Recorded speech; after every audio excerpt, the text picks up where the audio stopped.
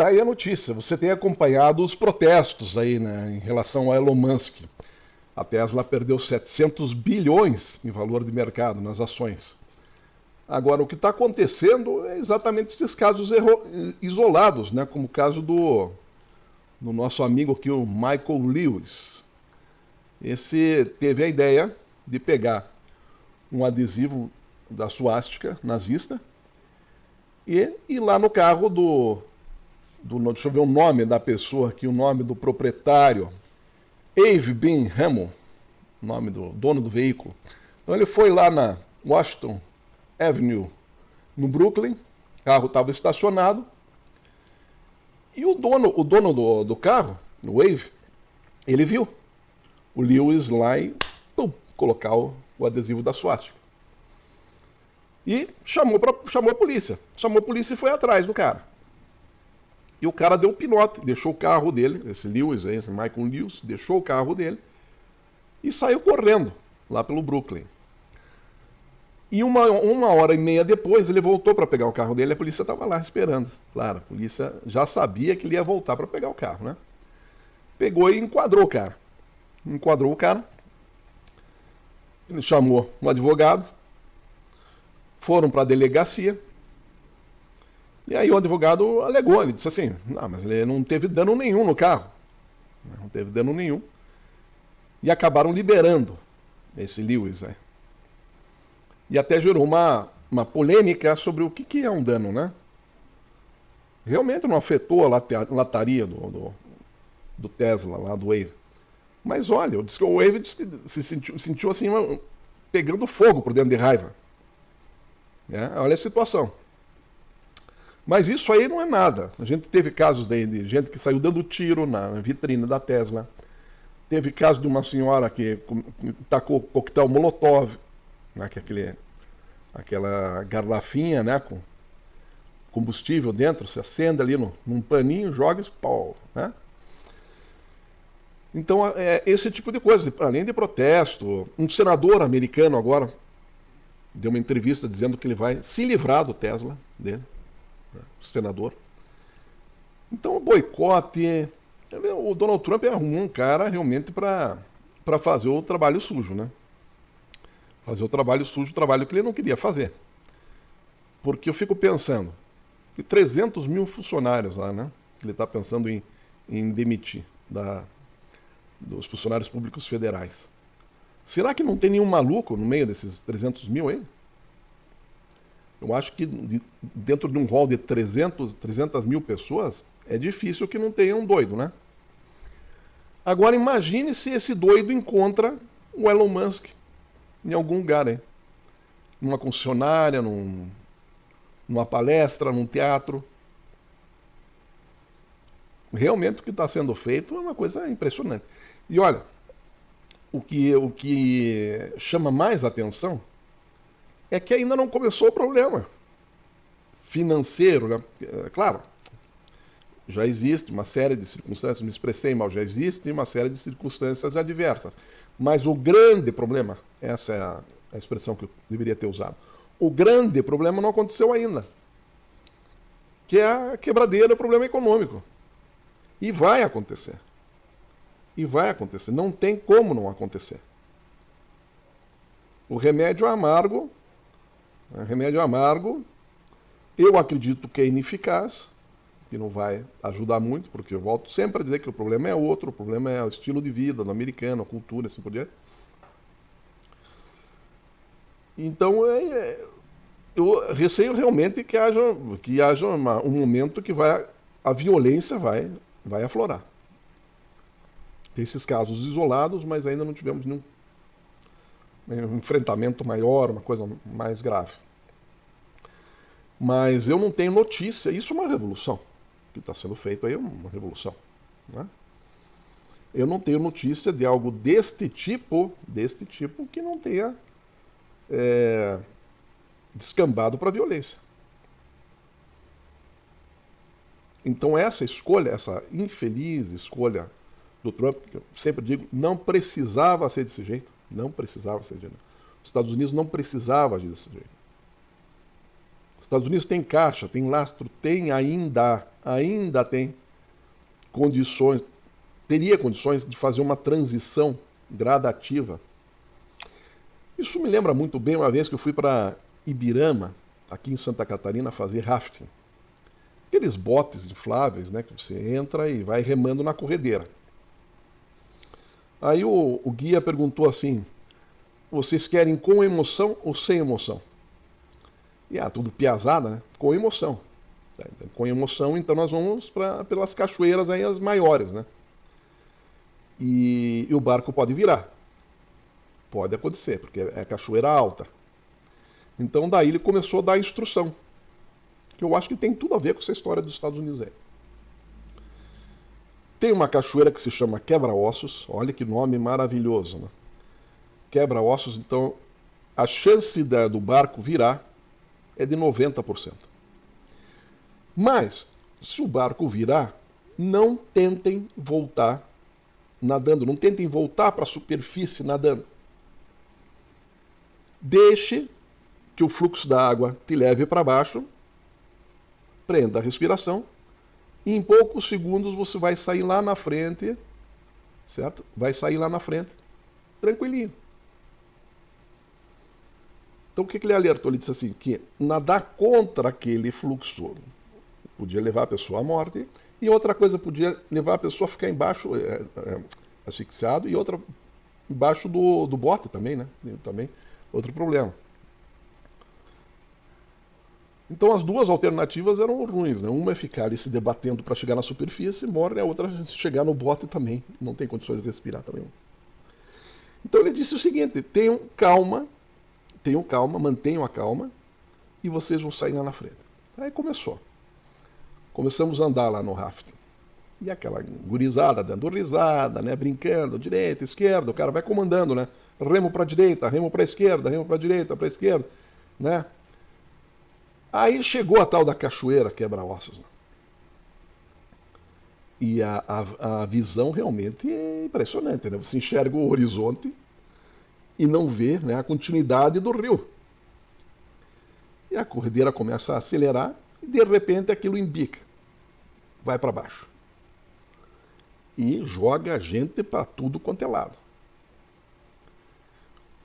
Quando eu caí, eu mantive a calma. Agora, se a pessoa é um pouco claustrofóbica, se a pessoa é um pouco ansiosa ou medrosa, ou seja lá o que for, a sensação deve ser horrível. Por quê? Porque é um escuro, é um breu, né? Um breu. E você vai afundando. Vai afundando, vai afundando, vai afundando. E tem aquela instrução de que você não pode nadar contra, você tem que esperar para sair lá na frente. Então são alguns segundos ali realmente complicados. Mas veja, a analogia que eu faço em relação à economia americana é essa. Seria o caso deles aceitarem que tem um problema, certo? Aceita que tem um problema, identifica o problema, relaxa, deixa a economia cair, certo? Deixa a economia cair de forma consciente, tranquila, em paz, para depois se recuperar lá na frente e sair bem. Essa seria a minha estratégia. Não essa, porque essa aí que o Trump está fazendo é equivalente àquela de sair nadando para chegar na superfície rápida.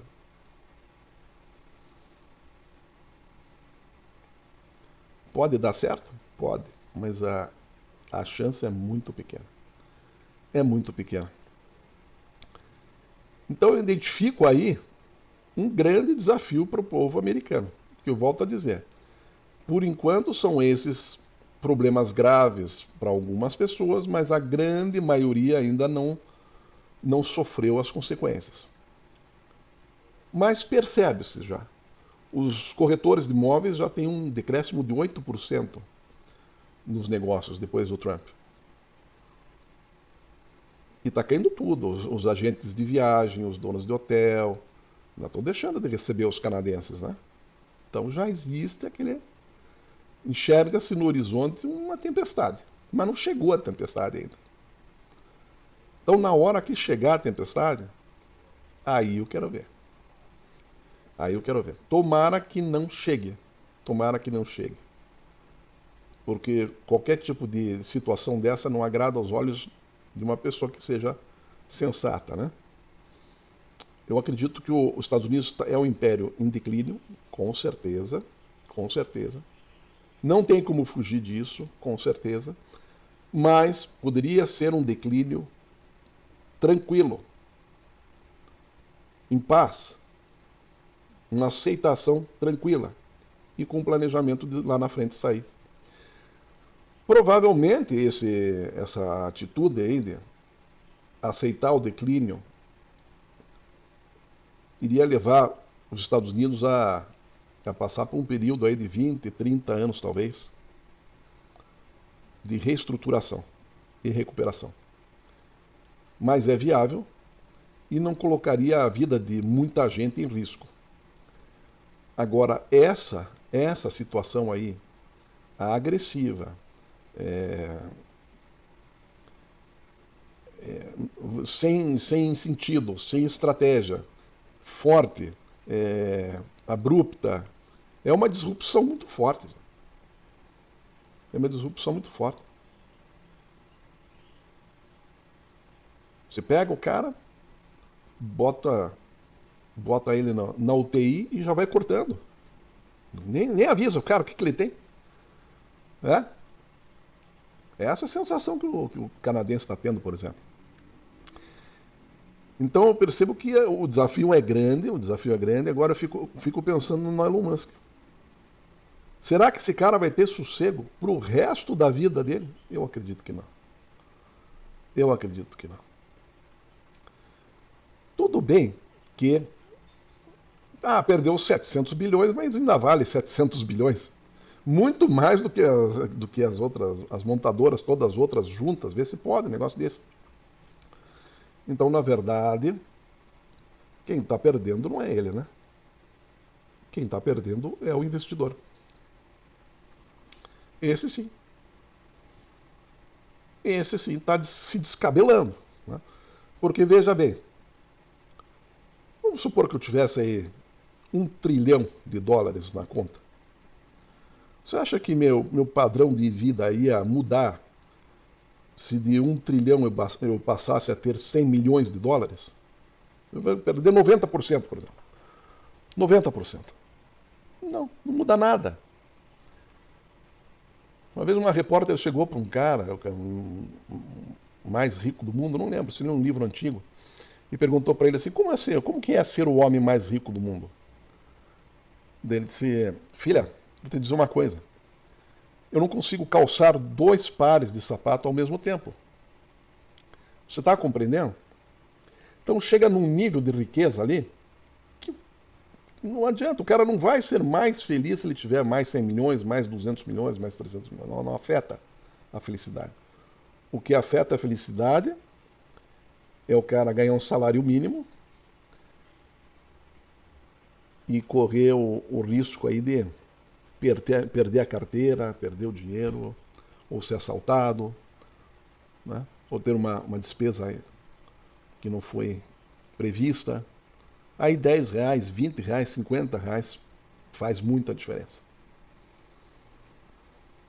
Então, para o Elon Musk, não. Agora, a questão da vida, o patrimônio, como disse, pode perder 90%, ele tem muito contrato com o governo, né, que garante a riqueza dele, não vai ter problema. Mas a vida é uma só. Essa é uma só. E, sinceramente, eu me preocupo. Me preocupo. Porque eu volto a dizer, eu não quero mal de Elon Musk, não quero mal do Donald Trump, não quero mal do americano. Nada, não tenho nada a ver com... Entende? Eu gosto dos Estados Unidos, acho um país bacana, já fui várias vezes, já me diverti, já tive visitas culturais. É um país muito bacana.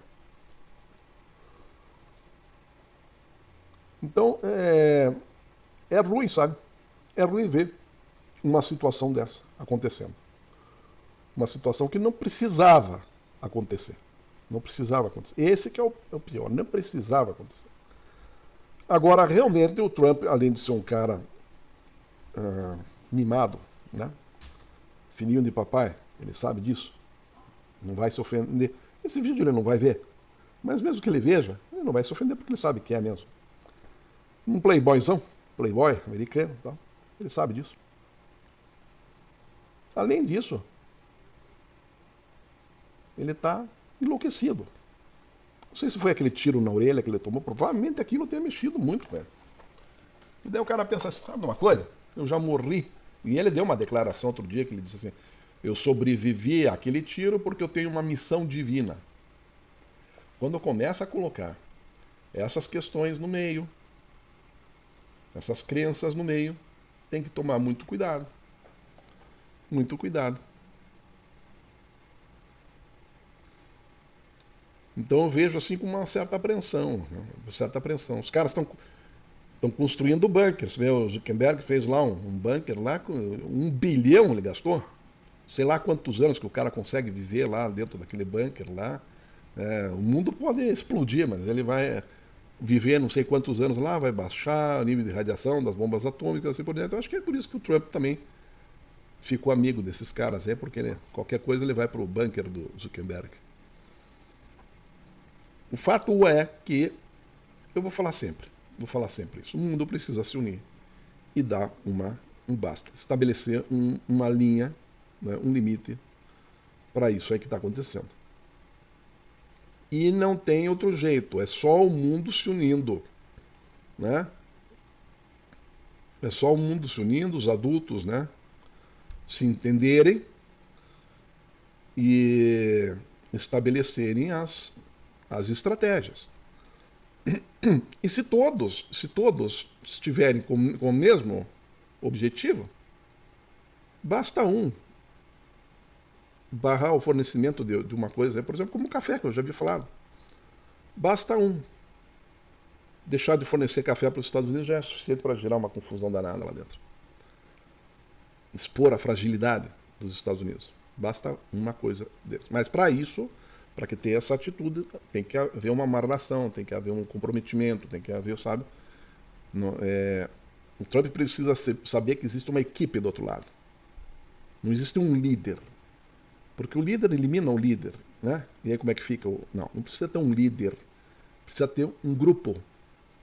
Um grupo que faça essa intervenção. É isso que precisa.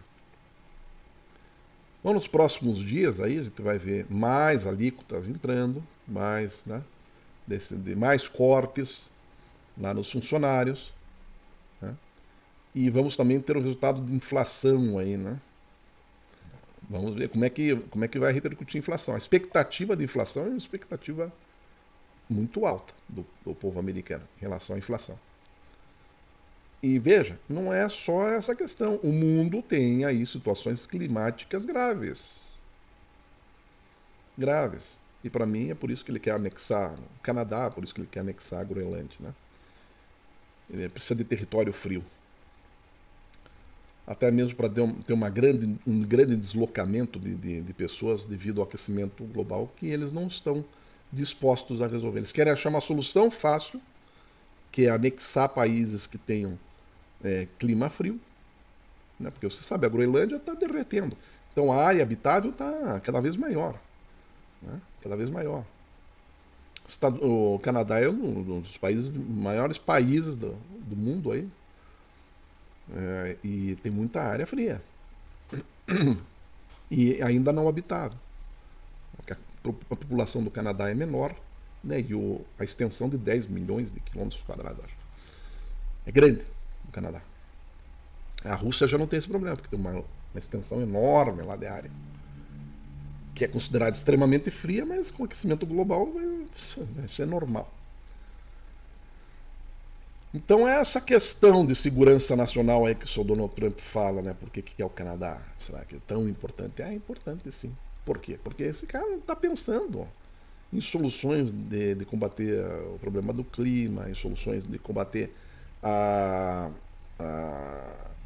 o modus vivendi do americano, que é consumista, que consome metade da droga do mundo, tem 3% da população que consome metade da droga do mundo. Ele não está a fim de combater isso. Né? Não está a fim de combater o que realmente é. Por quê? Porque esses aí são eleitores. Agora, o imigrante legal não é eleitor. O canadense não é eleitor. O groenlandês lá não é eleitor. O europeu não é eleitor, o chinês não é eleitor. Então ele não vai em cima do problema. Ele vai em cima de outras coisas. É assim como a Alemanha, mesma coisa. Mesma coisa, a Alemanha. A Alemanha não queria enfrentar seus problemas,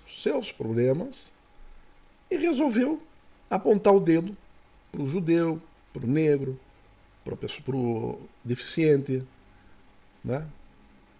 Para o homoafetivo. Por quê? Porque não queria apontar o dedo para si mesmo. Mesmíssima coisa. Mesmíssima coisa. A China fez ao contrário. A China entendeu. Se a gente está nessa situação, não é invadindo outros países, não é criando guerra, não sei o quê, não é isso. Não. Nós temos que consertar nós. O nosso povo a gente tem que consertar. E é a partir disso, né, que eles consertaram, primeiro, a cabeça dos líderes, investindo em educação, envolvendo cientistas, professores do mundo todo, os melhores foram contratados. Né? Então, uma atitude completamente diferente. É isso que está faltando para os Estados Unidos. Reconhecer que não é o resto do mundo que está errado, são eles. É isso aí.